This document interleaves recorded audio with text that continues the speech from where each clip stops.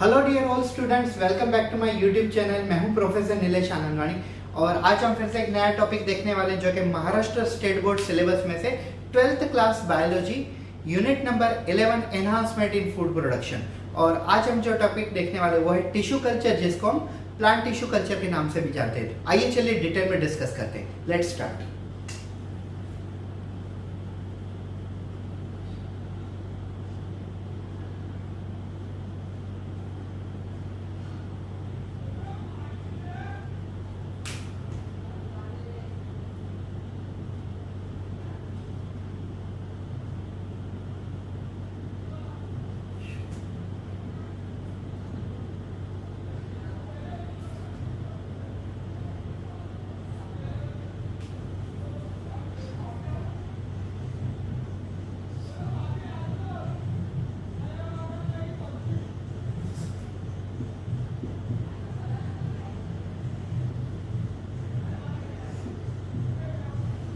Okay guys, let's begin. So what is meant by tissue culture? First of all, I would like to tell you what are the another name of a tissue culture.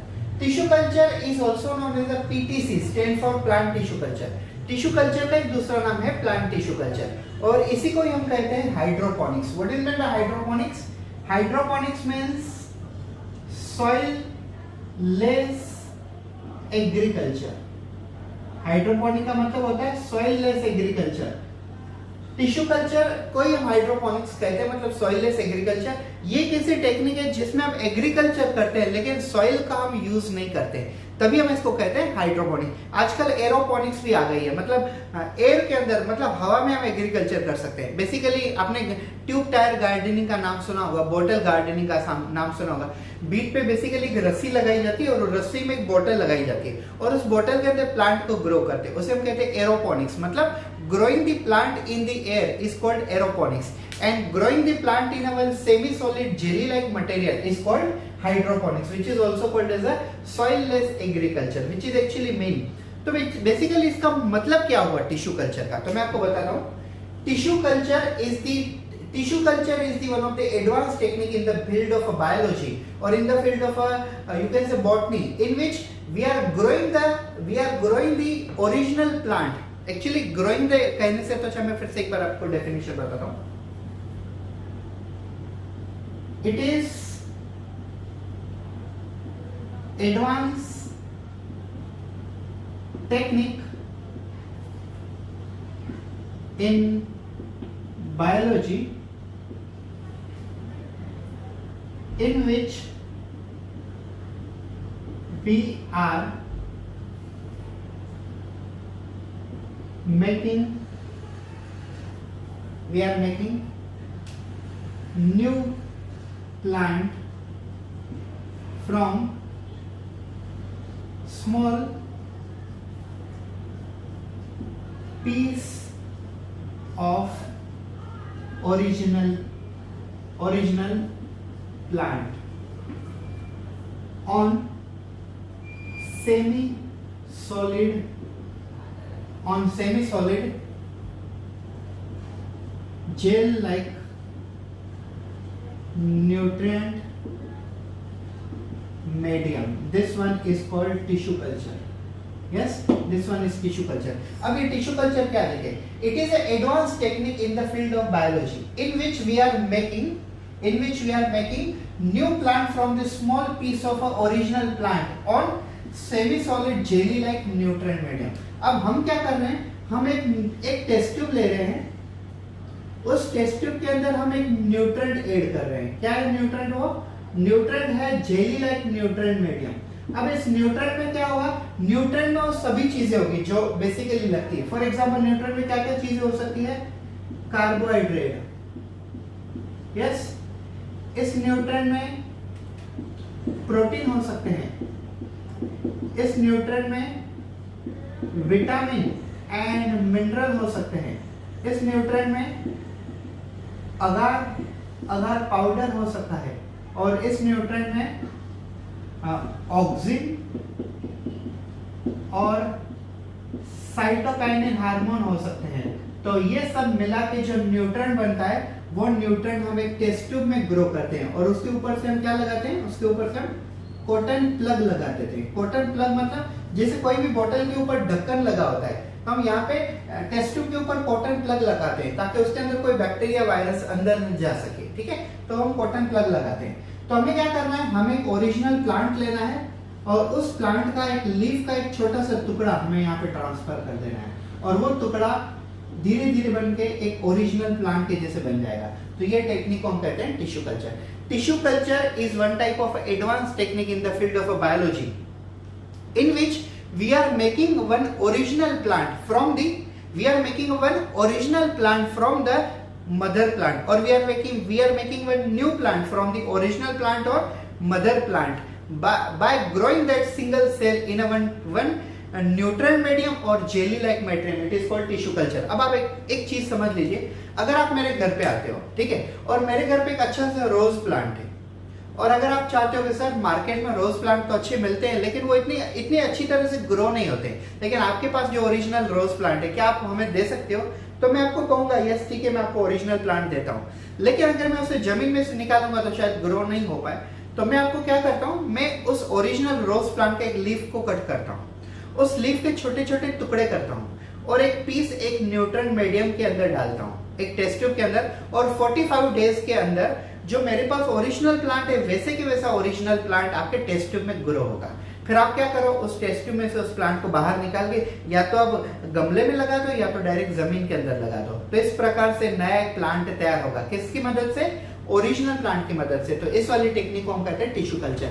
इस technique में soil का जरा भी use नहीं है, इसके लिए वैसे कहते हैं सॉइललेस एग्रीकल्चर, और ना तो इस टेक्निक में हम सीड का भी यूज करते हैं, इसमें हम सीड का भी यूज नहीं करते। इसके लिए ये क्या है, ये एक है एडवांस टेक्निक। फिर से एक बार समझ लीजिए, plant tissue culture, also known as a tissue culture, it is one of the advanced technique in the field of biology or botany, in which we are growing the new plant from the original plant or mother plant by just taking a small piece of that plant. This is called as a tissue culture, also called plant tissue culture, as there is no use of a soil. It is also known as a soilless agriculture. We are growing that tissue, we are growing that single cell of a plant, original plant body in a nutrient, which nutrient contain carbohydrate, protein, vitamin, mineral, agar-agar. What is that? It's called agar-agar powder. What is the use of agar-agar powder? I'll tell you in detail. And we are also using a two hormone. One is auxin hormone, second one is a cytokinin hormone. In the requirement, I will tell you everything why we are using all these things. Yes. Now to explain you plant tissue culture in detail, I would like to tell you one important concept. And without understanding that important concept, you will not be able to understand this topic. So let's begin with that important topic, that is cellular totipotency. Cellular totipotency. Now I'll tell you what is meant by cellular. Cellular means cells, and totipotency means power of division. इसका मतलब क्या हुआ? Power of cell division is called cellular totipotency. Cellular totipotency, who introduced us this concept? This concept was introduced by the scientist called Haber Land. Yes. So Haber Land के scientist ने basically cellular totipotency concept का निजात किया होता, मतलब introduction दिया होता। अब मैं आपको बताता हूँ सेल्यूलर टोटिपोटेंसी होती क्या है। Cellular totipotency is nothing but the ability of one cell, it is nothing but, मैं यहाँ पे एक्सप्लेन करता हूँ आपको, it is nothing but ability मतलब भी power, ability of one cell to divide into different types of cell and form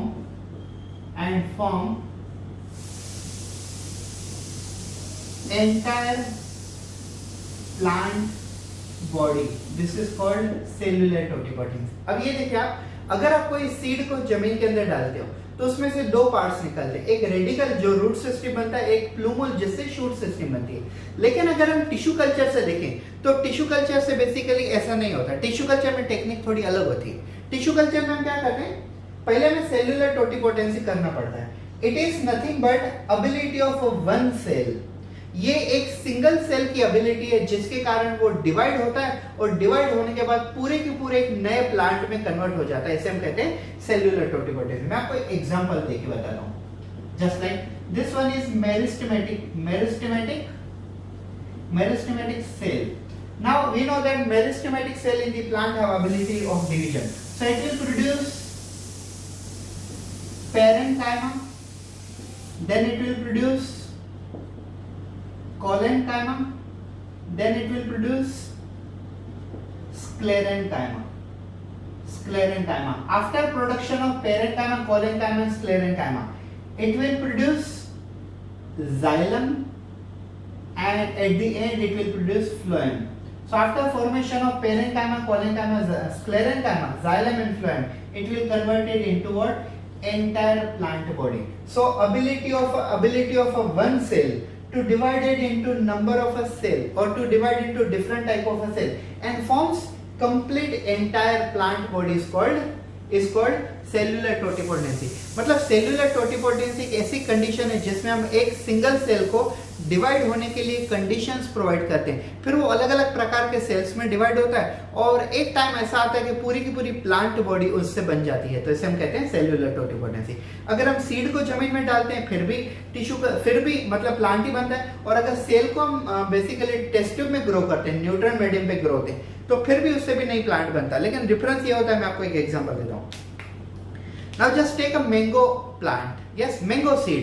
So just sow the mango seed into the soil.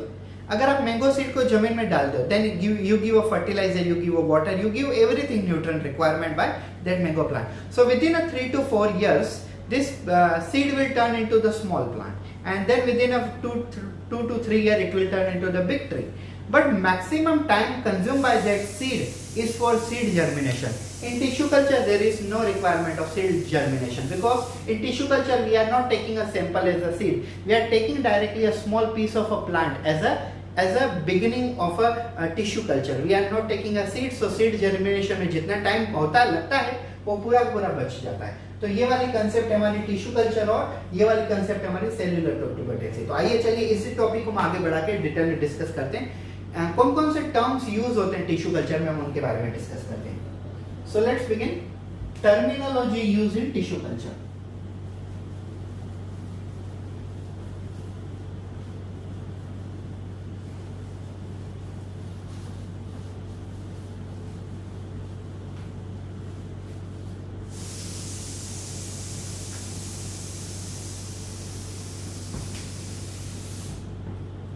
Yes. So terms used in tissue culture. So tissue culture ये concept समझने के लिए हमें कौन कौन से words के बारे में डिटेल में पता होने चाहिए। तो मैं आपको 4 वर्ड्स बताता हूँ। सबसे पहला वर्ड होगा एक्सप्लांट, उसके बाद मैं आपको समझाऊंगा कैलस, और उसके बाद हम देखेंगे ऑर्गेनो जेनेसिस और मोर्फोजेनेसिस, और उसके बाद हम आखिरी में देखेंगे क्लोन। ठीक है, सो ये 4 चीजें आप समझ गए तो पूरा का पूरा समझ जाओगे। सबसे पहले मैं आपको यहाँ पे बताता हूँ, ये देखिए ये हमारे पास एक ओरिजिनल प्लांट है। हमें इस प्लांट का टिश्यू कल्चर करके क्या बनाना है, इसकी एक डुप्लीकेट कॉपी बनाना है। तो डुप्लीकेट कॉपी बनाने के लिए हमें टेस्ट ट्यूब की जरूरत पड़ेगी, और उस टेस्ट ट्यूब के हम ऊपर से क्या लगाएंगे, कॉटन प्लग लगा देंगे ताकि कोई बैक्टीरिया वायरस अंदर ना जाए, और उसके अंदर हम क्या ऐड करेंगे, हम ऐड करेंगे न्यूट्रिएंट, या तो कह लो न्यूट्रिएंट मीडियम।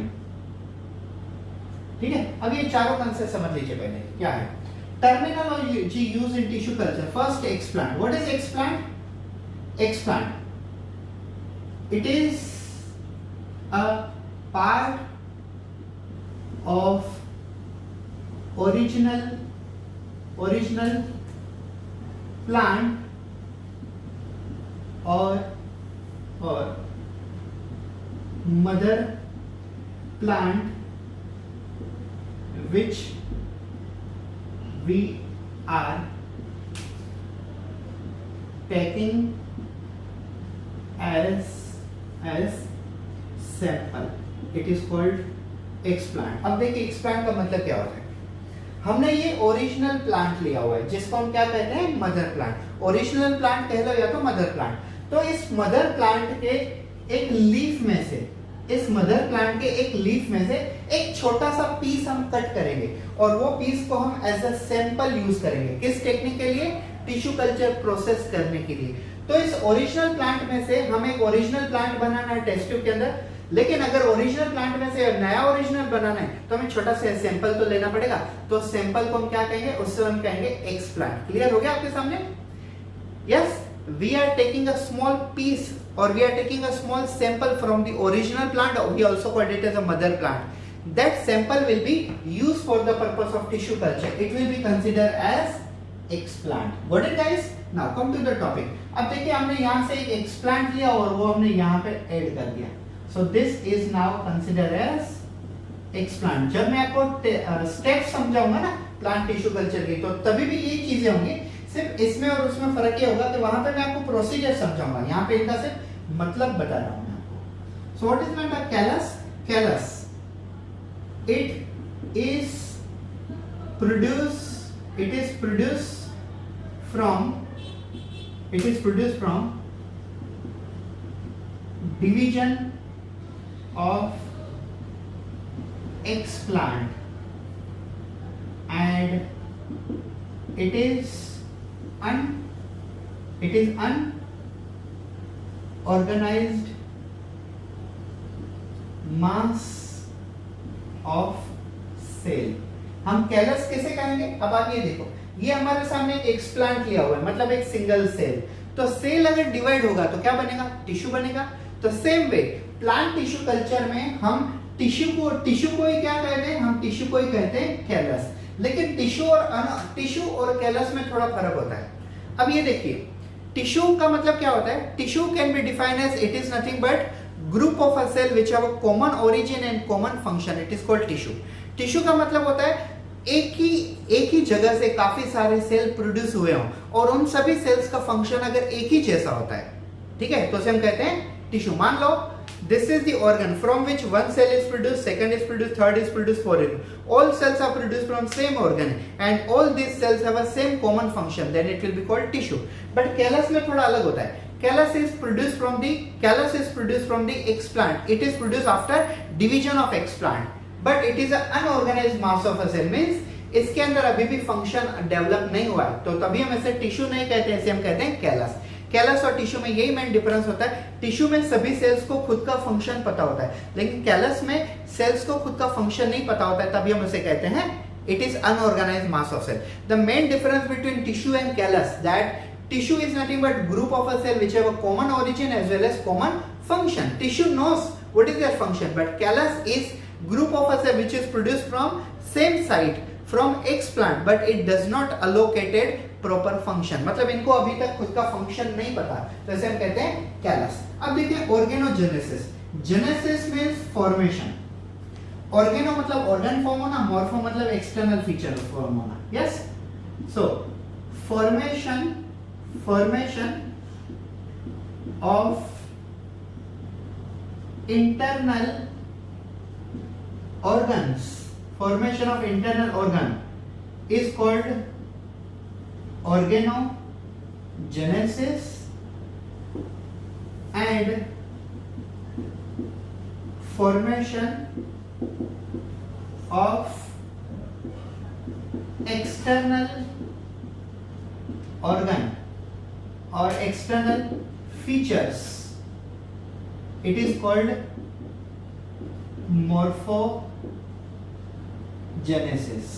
ठीक है, तो अगर प्लांट के बॉडी के अंदर कुछ ऑर्गन फॉर्म हो रहे हैं तो उसे हम कहेंगे ऑर्गेनोजेनेसिस। ऑर्गन मतलब ऑर्गन, जेनेसिस का मतलब होता है फॉर्मेशन, और प्लांट के बॉडी के बाहर कुछ फीचर्स डेवलप हो रहे हैं तो उसे हम कहेंगे मॉर्फोजेनेसिस। अब मान के चलो formation of a new cell, formation of new tissue और formation of new organ, it will be called organogenesis. But formation of external part like branches, leaf, flowers, it is called morphogenesis। तो plant के बाहर जो organ form हो रहे हैं उनको हम कहेंगे morphogenesis because morphology is study of external feature and formation of internal organ is called organogenesis. अब हम आते हैं आखिरी पॉइंट की तरफ.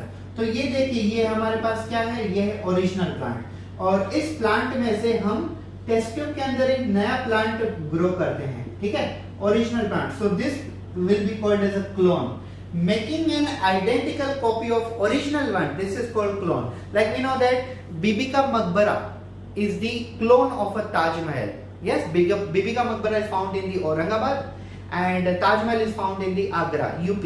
तो बेसिकली डिफरेंस क्या है, बीबी का मकबरा ताजमहल की कॉपी बनाने की कोशिश की गई थी, हालांकि इतना सक्सेसफुल नहीं हुआ. तो सेम वे अगर हम ओरिजिनल प्लांट की डुप्लीकेट कॉपी बनाते हैं तो उसे हम क्या कहेंगे, क्लोन. तो प्लांट टिश्यू कल्चर देखने से पहले हमें ये 4 चीजों के बारे में डिटेल में पता होना चाहिए. Explant means it is a part of original plant which we are taking for tissue culture is called explant. Callus it is divided from the explant and it is unorganised mass of a tissue, it is called you can say callus. Organogenesis means formation of internal organ and morphogenesis means formation of a external body parts or external features. And clone means making identical copy of original one. This is called clone.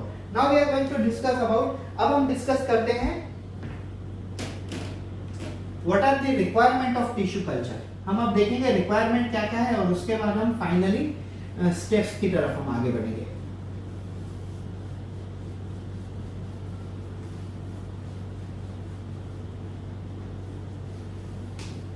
So, अब आप लोगों के mind में भी ये concept clear हो गया कि टिश्यू कल्चर क्या है. तो आप गेस कर सकते हो what will be the requirement of tissue culture. Come on guys, requirement of tissue culture means plant tissue culture. So I'll write one by one point. I think so there are 5 important requirements are important. First one, original plant. What is original plant? Original plant is also called mother plant. Why mother plant is required? Because mother plant provide us sample. We call that sample as a explant. हमें सबसे पहले important क्या है? हमें सबसे पहले important है explant. Explant मतलब सैंपल. तो हमें सैंपल कहां से मिलेगा? सैंपल हमें मिलेगा ओरिजिनल प्लांट या तो हम कह लें मदर प्लांट से. So first hour requirement is original plant and mother plant from which we are getting a sample as a explant. Now second, what is second required? Second thing we require, that is nothing but nutrient medium. What is a nutrient medium? मैं यहाँ पे फिर से आपको एक बार देखता हूँ. ये देखिए, this is a one type of a flask. Yes, in that flask we are adding nutrient medium. What that nutrient medium should contain? Actually, 2 scientist थे फेमस, उन्होंने न्यूट्रिएंट मीडियम बनाया हुआ था. उस मीडियम को हम कहते हैं MS medium. What is MS medium stand for? MS stand for Murashig and Skoog medium. What is MS stand for? MS stand for Murashig and Skoog medium. ये एक प्रकार का न्यूट्रिएंट है. इन 2 साइंटिस्टों ने ये न्यूट्रिएंट मीडियम बनाया हुआ था और उन्होंने एक फ्लास्क के अंदर उसे कैसे बनाते हैं उन्होंने ये बेसिकली बताया हुआ था.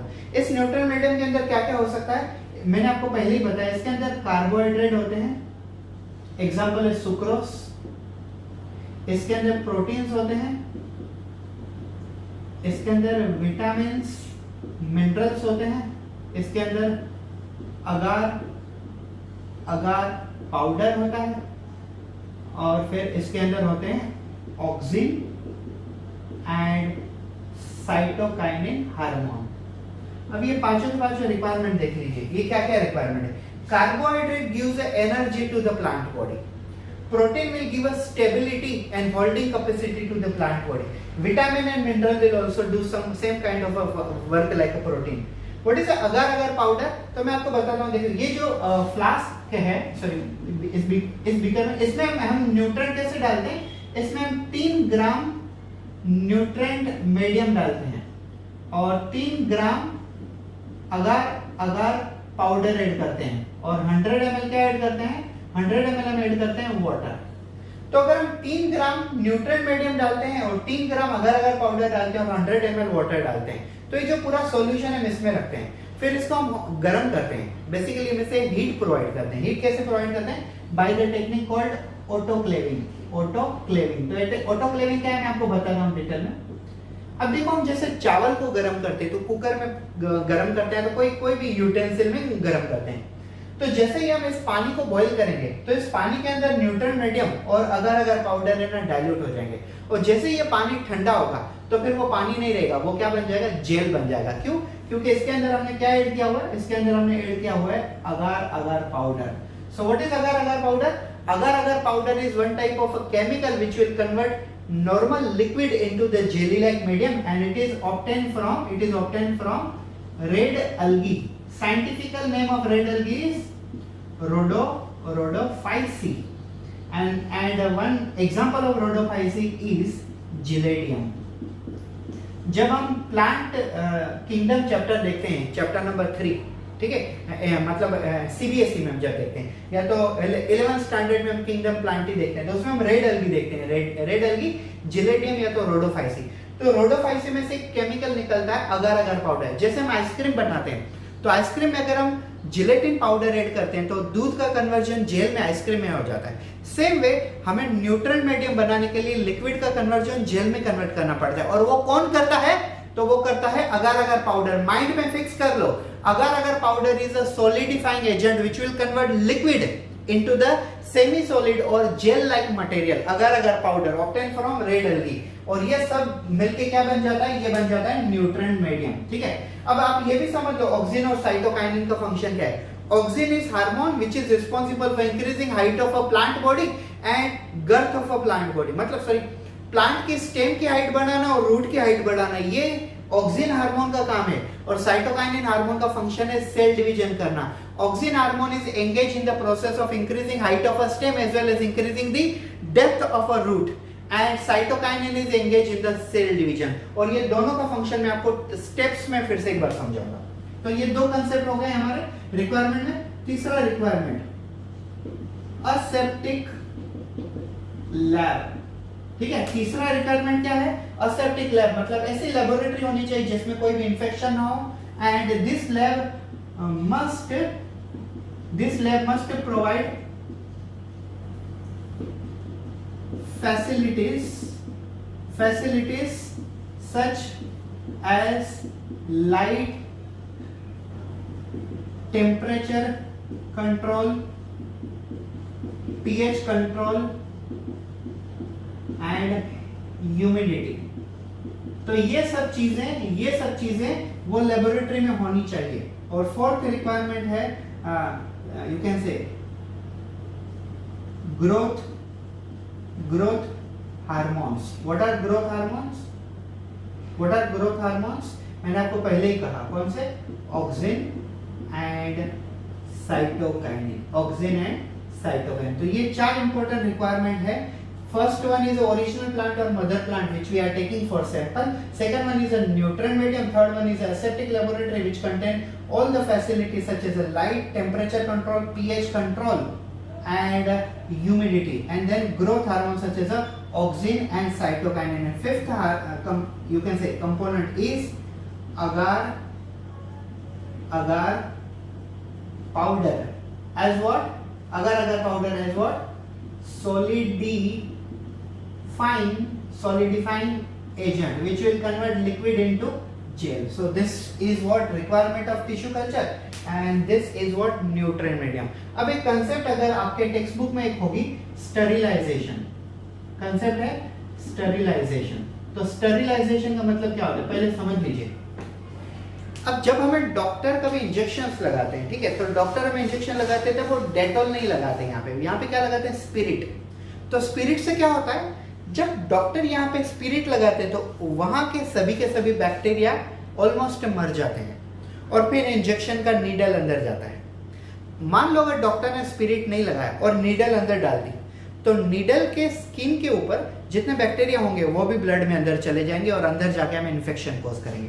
तो डॉक्टर यहाँ के बैक्टीरिया को पहले मार देते हैं, उसके बाद इंजेक्शन अंदर डालते हैं। तो ये हुआ स्टेरिलाइजेशन। सेम वे हमें यहाँ पे जो न्यूट्रल मीडियम है उसको स्टेरिलाइज करना है. So sterilization is the biological process by which we are killing all the bacteria which may create some problem during this practical. Sterilization is the technique by which we are killing all the bacteria which may create problems in plant tissue culture practical or may create problem in the nutrient medium. Sterilization can be achieved by two ways. One is the autoclaving, like how the pressure cooker work. If you put some material inside the pressure cooker and then put on the, you can say stove or put it on the gas, so ultimately heat goes inside the pressure cooker and all the bacteria die. So you can use autoclaving technique, which is same like a pressure cooker like instrument. And second thing, you can also do this by using 70% alcohol. तो आप 70% alcohol से भी sterilisation कर सकते हो और आप autoclaving technique से भी स्टेरिलाइजेशन कर सकते हो. तो ये कंसेप्ट हो गए. अब हम आखिरी टॉपिक पे आते हैं जिसे हम कहेंगे steps of a plant tissue culture.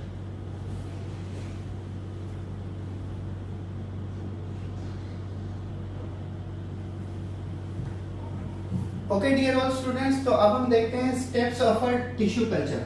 So basically there are 4 steps of a tissue culture. But you might be confused. There are 5 steps. This is not the step. This is the beginning of tissue culture. मतलब हम tissue culture जब शुरू करते हैं तो हमें क्या चाहिए? हमें चाहिए mother plant. और उसमें से हम जब सैंपल लेंगे तो उसे हम कहेंगे एक्सप्लांट. एक्सप्लांट जब ग्रो होगा तो हम उसे कहेंगे कैलस. और कैलस में से जब ऑर्गन फॉर्म होंगे तब हम उसे कहेंगे ऑर्गेनोजेनिक मॉर्फोजेन. और फाइनली जब हम मल्टीपल प्लांट बनाएंगे उसे हम कहेंगे मल्टीपल क्लोन्स. तो ये स्टेप्स हैं. तो ये वाली स्टेप ने यहाँ से हम बिगिनिंग कर रहे हैं. So let's begin. What is mean by mother plant? Mother plant is also known as a original plant. Mother plant is also called original plant. And we are taking this mother plant for taking a small sample. So just imagine this mother plant have this leaf. So we will cut this leaf and we will take only one single cell. So this cell we will transfer on first test tube, and so this cell will be considered as explant. So what is explant? Explant is nothing but the sample which we are taking it from the original plant or mother plant for the purpose of tissue culture. Tissue culture करने के लिए हम original plant से या तो mother plant से जो sample लेते हैं उस सैंपल को हम कहते हैं एक्सप्लांट. ठीक है. टिश्यू कल्चर करने के लिए हम ओरिजिनल प्लांट से या तो मदर प्लांट से जो सैंपल लेते हैं उस सैंपल को हम कहते हैं explant. Now explant is nothing but the first step. Then we are moving towards second step. What is that? Callus formation. तो अब देखिए ये वाला था हमारा सिंगल सेल. ठीक है. Almost after 15 days, this will undergo division. So what is callus? Callus is nothing but unorganized mass of a cell which is produced after the division inside the explant. तो explant अब हमारे सामने कितने test tube है? आप कहोगे 3 नहीं, एक ही. मैं आपको 3 स्टेजेस समझा रहा हूँ, इसके लिए मैंने 3 टेस्ट ट्यूब ड्रॉ किए. लेकिन ओरिजिनली प्लांट टिश्यू करते समय तो एक ही टेस्ट ट्यूब होगी. मान लो ये टेस्ट ट्यूब है, मैंने इसके अंदर एक्सप्लांट डाल दिया. 15 दिन के बाद ये कैलस बनेगा और 45 डेज के अंदर इसके अंदर प्लांट बनेगा. तो टेस्ट ट्यूब तो एक ही है ना. लेकिन मुझे आपको यहाँ पे 3D समझाने के लिए मुझे 3 टेस्ट ट्यूब ड्रॉ करनी पड़ रही है, लेकिन ओरिजिनल तो एक ही टेस्ट ट्यूब होगी. सो callus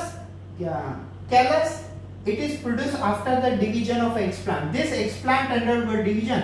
1 turn into 2, 2 turn into the 4, 4 turn into 8, 8 turn into 16, and turn into one bunch of a cell. This bunch of a cell is called callus. So how you can define the callus?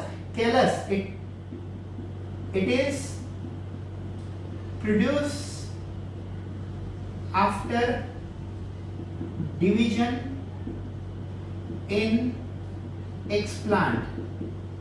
Explant के अंदर division होने के बाद क्या produce हुआ? Callus. And it is unorganised mass of cell. क्या है?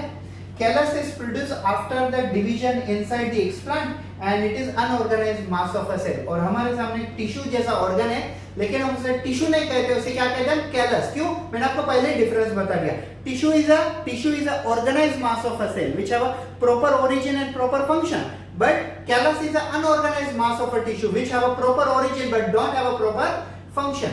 Callus के सेल्स के अंदर प्रॉपर फंक्शन नहीं होता है फिलहाल, जब तक वो प्लांट बॉडी में कन्वर्ट नहीं हो जाता. तो अब देखिए तीसरी स्टेप में हमारे सामने टिश्यू बन के आ गया है. ये देखिए टिश्यू है हमारे सामने.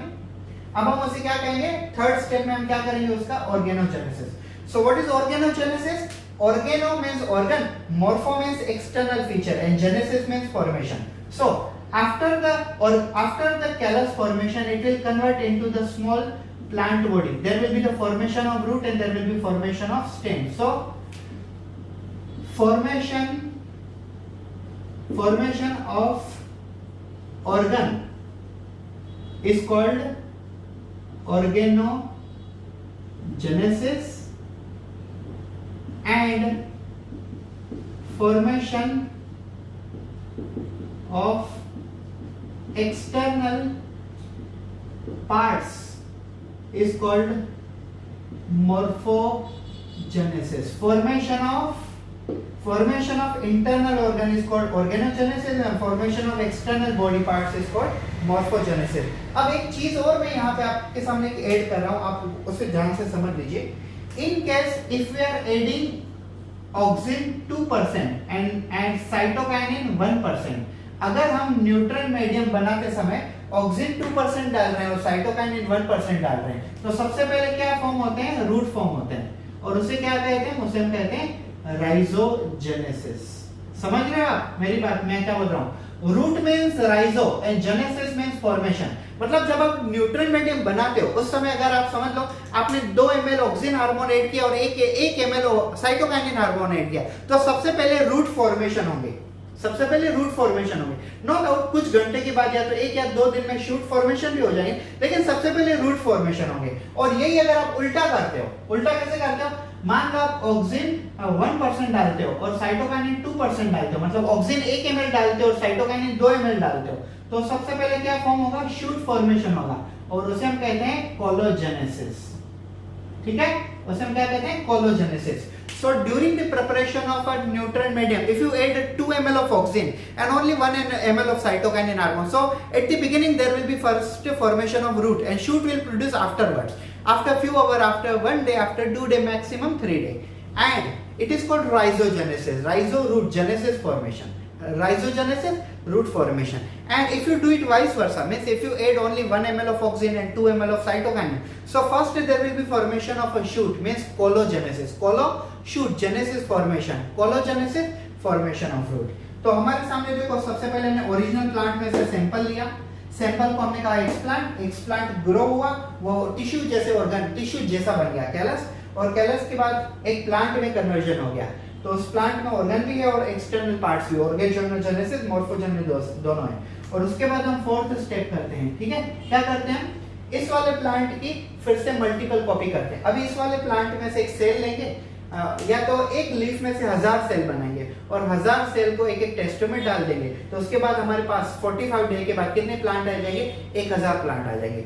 अगर हम 1 लाख टुकड़े छोटे छोटे से लेके 1 लाख टेस्ट ट्यूब के अंदर डालते हैं, तो हमारे पास 1 लाख टेस्ट ट्यूब के अंदर 1 लाख प्लांट आ जाते हैं. तो उसे हम क्या कहेंगे, मल्टीपल क्लोन, मतलब ओरिजिनल प्लांट के क्लोन. कितने क्लोन, 1 नहीं 2 नहीं, हजारों clone. That's why we are calling as a multiple clone. So this is called tissue culture. तो हमने क्या क्या देखा टिश्यू कल्चर में? हमने देखा टिश्यू कल्चर का इंट्रोडक्शन, हमने देखा सेल्यूलर टोटिपोटेंसी, उसके बाद हमने देखा requirement of tissue culture, nutrient medium sterilisation, और उसके बाद हमने देखा steps of tissue culture. Thank you so much, have a good day.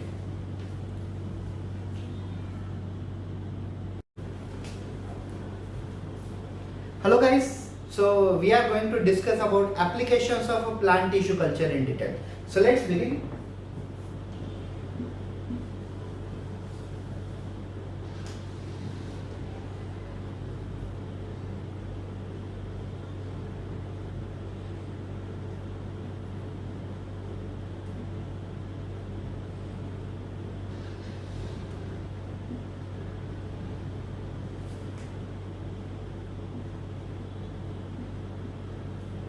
So here it is, applications of tissue culture or applications of plant tissue culture, that is one and the same thing.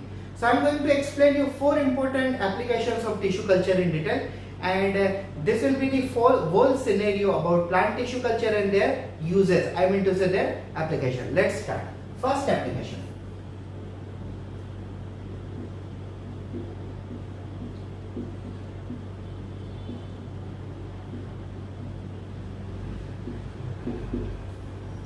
So First application of a plant tissue culture is micropropagation. I'll tell you in detail about micropropagation. So for example, अगर आप ये सोचो कि अगर हमें एक country में से दूसरी कंट्री में कुछ प्लांट्स लेके जाने, फॉर एग्जांपल 1 लाख प्लांट, तो हमें कितने एयर जेट लेके जाने पड़ेंगे, आप खुद ही गेस कर सकते हो। मान लो एक प्लांट इतना बड़ा है, तो अगर हमें बाय एयर अगर एक कंट्री में से, मान लो इंडिया में से हमें न्यूजीलैंड को 1 लाख प्लांट लेके जाना है, तो ऑलमोस्ट एक प्लांट मतलब एक फ्लाइट के अंदर आई थिंक सो 5000 ज्यादा से ज्यादा प्लांट, एक फ्लाइट में ज्यादा से ज्यादा 5000 प्लांट्स आ सकेंगे। तो हम क्या इतने सारे प्लांट को इतने सारे 20 to 30 फ्लाइट में लेके जाना ये अफोर्ड कर सकेंगे? मतलब इतना डीजल क्या सफिशिएंट होगा? यस, हम इसी टॉपिक के बारे में बात कर रहे हैं, आप कोई कंफ्यूज मत हो, हम यही टॉपिक चल रहा है। तो माइक्रो प्रोपोगेशन का मतलब क्या होता है? माइक्रो प्रोपोगेशन का मतलब होता है production of maximum number of plants in less space. This is called micropropagation. अगर आप ज्यादा से ज्यादा प्लांट काफी कम जगह पे प्रोड्यूस कर सकते हो तो इसे हम कहेंगे माइक्रोप्रोपोगेशन। I'll give you one example.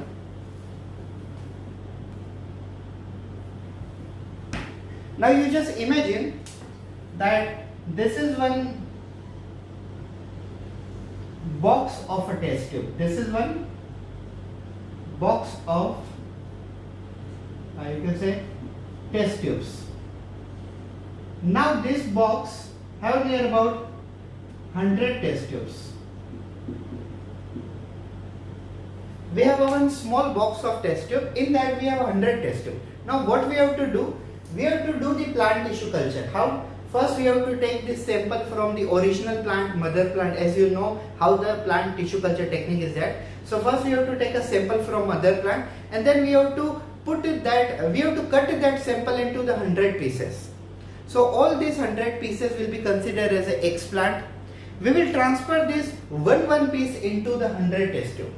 So in this small box we will have 100 plant. No doubt they have not produced right now, but after 40 to 45 days they will turn into the small plant in the test tube. Is it true or no? So हमें क्या करना है?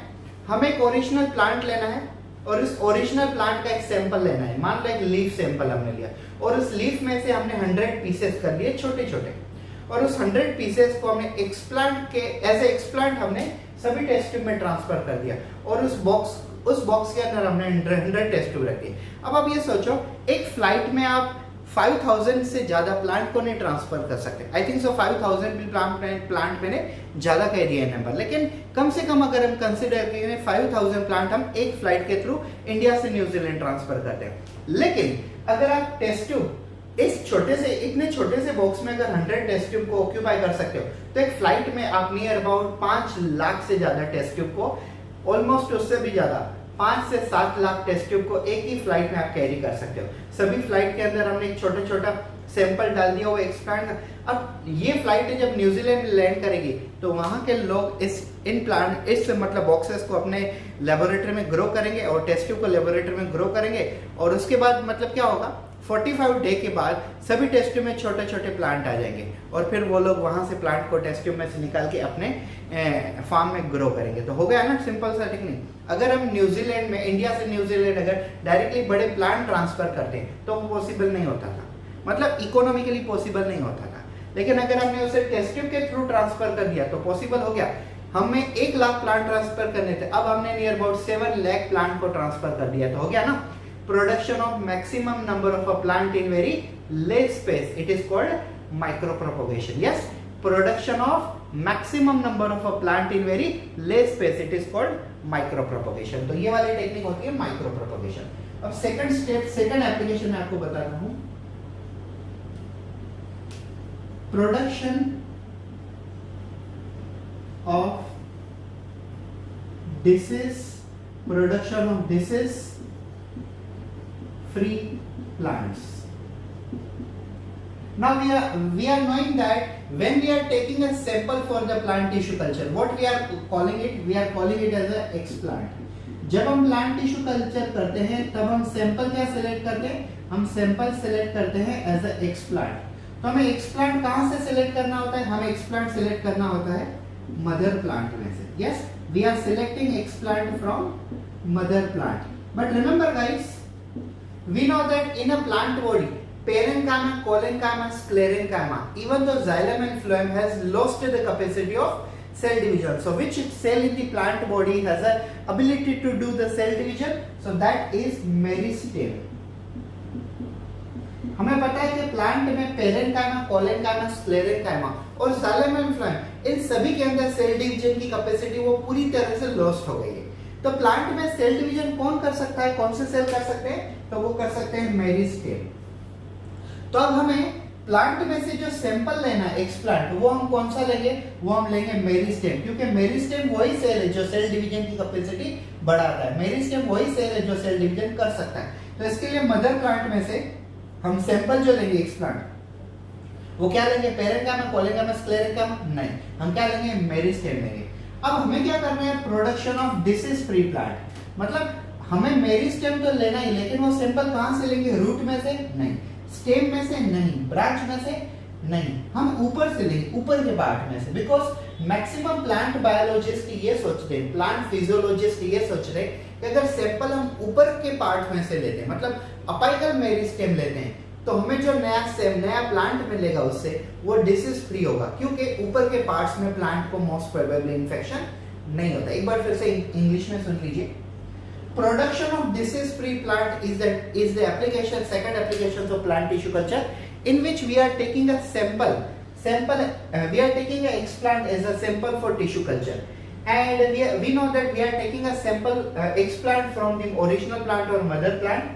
We know that parenchyma, collenchyma, sclerenchyma has totally lost the capacity of cell division. So cell division is performed only by the meristem. Now it is confirmed that we have to take a meristem as an explant or sample. But from where? Is it from root? No. Is it from stem? No.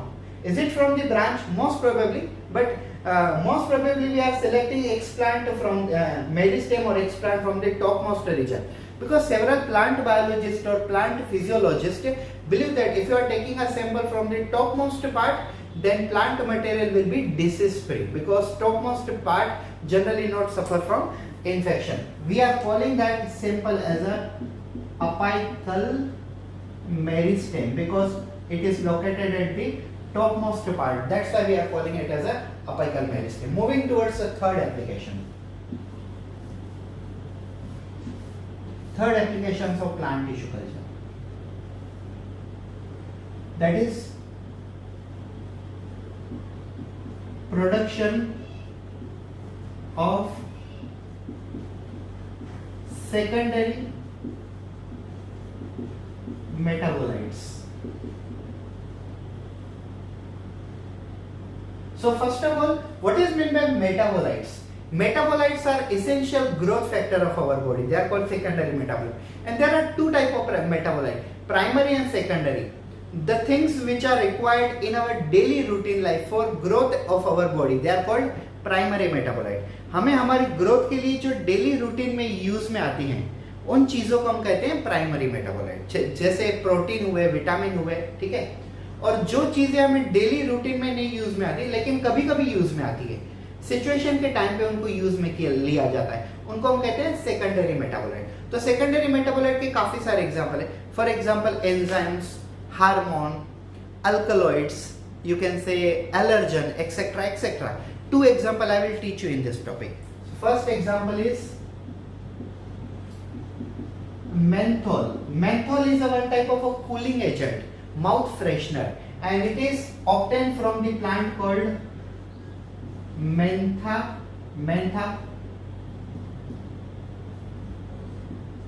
piperenta. And secondary metabolite is nothing but nicotine, and nicotine is obtained from Nicotiana tobacum. Nicotine is also the secondary metabolite which is obtained from Nicotiana tobacum plant, and menthol is a secondary metabolite which is obtained from Mentha piperenta. Secondary metabolite का मतलब क्या होता है? Metabolites are those substances which are responsible for growth of our body. They are called metabolite. They are divided into two categories, primary and secondary. Primary metabolites are those substances which are responsible for maintaining growth of our body. And secondary metabolites are those substances which are not required in daily routine life. Primary metabolites are required in daily routine life, but secondary metabolites are required in some certain situations only. For example, secondary metabolite example may be alkaloid, maybe the enzyme, maybe the hormone, maybe allergen, maybe menthol obtained from Mentha piperita, and nicotine obtained from Nicotina tabacum. I'll tell you fourth applications. Yes. Somatic hybridization. Now what is meant by somatic hybridization? Somatic hybridization is protoplasm of two different plants is mixed with each other and turn into the new plant. I'll give you an example. Like this is the tomato cell, means cell of a tomato plant, and this is the nucleus of tomato plant, and this is the cell of potato plant, and this is nucleus of potato plant. So what we are doing, we are cutting this half cell and half nucleus. So we have one half protoplasm of a tomato plant, and we are cutting this half nucleus and half cytoplasm of a potato. So this is half protoplasm of potato cell, this is half protoplasm of tomato cell. Now just bring close to them. How they will look? They will look like this. Tomato plus potato, tomato plus potato. Now after fusion they becomes one new plant. It is called as a pomato. What we call pomato? Pomato is nothing but the applications of a pomato is nothing but the example of a somatic hybridization, which is applications of plant tissue culture, in which protoplasm means cytoplasm plus nucleoplasm. Protoplasm of tomato and protoplasm of potato, half of they are cut and fuse with each other and turn into the new plant. New plant is called pomato. Tomato plus potato is equal to pomato. Tomato plus potato is equal to pomato. अगर आपको नई चीज लग रही तो आप Google में search करके देखिए. गूगल में पोमेटो सर्च कीजिए, आपको पता चल जाएगा. Pomato is a hybridised example of a tomato plus potato. और इन दोनों को ज्वाइंट करने के लिए केमिकल को यूज किया जाता है, जैसे हम कहते हैं PEG, stand for poly ethyl glycol. Polyethyl glycol का काम क्या है? Polyethyl glycol act as a fusogenic agent, means it helps in a fusion between tomato and potato cell. Like how Fevikwik do, how Fevicol do, basically गम जो sticking करने के लिए use होते हैं, सेम वे टोमेटो और potato की cell को joint करने के लिए, चिपकाने के लिए पॉलीइथिल ग्लाइकोल का यूज किया जा रहा है. और एक एग्जांपल बता देता हूं मैं आप इसको. Raphano plus brassica, raphano plant plus brassica plant together, this is called raphano brassica plant. So this is also the example of a you can say somatic hybridization. तो मैंने आपको ये application बता दी. Plant tissue culture have a several application. Out of them 4 application we have discussed, such as a micropropagation means production of a maximum number of a plant in very less space, and production of disease-free plant. When we are taking a sample X plant, that time we should take a sample as a apical meristem from the top. We are taking a meristem, but we are taking meristem from top. That's why it is called apical meristem. Because maximum plant pathologist or plant physiologist or plant botanist, biologist believe that if you are taking sample from topmost plant, then you are getting disease-free variety. And then production of secondary metabolite. Secondary metabolites are those substances which are responsible for growth, but they are not daily mandatory required in our body. They are required in some situations. Example: menthol obtained from Mentha piperita, and nicotine obtained from Nicotina tabacum. And then somatic hybridization. Production of a new plant by fusing with a two different type of plant, like a tomato plus potato is equal to pomato, Repeno plus brassica is equal to Repeno brassica. So thank you so much for watching this video. It was topic about applications of plant tissue culture. Thank you. Have a good day.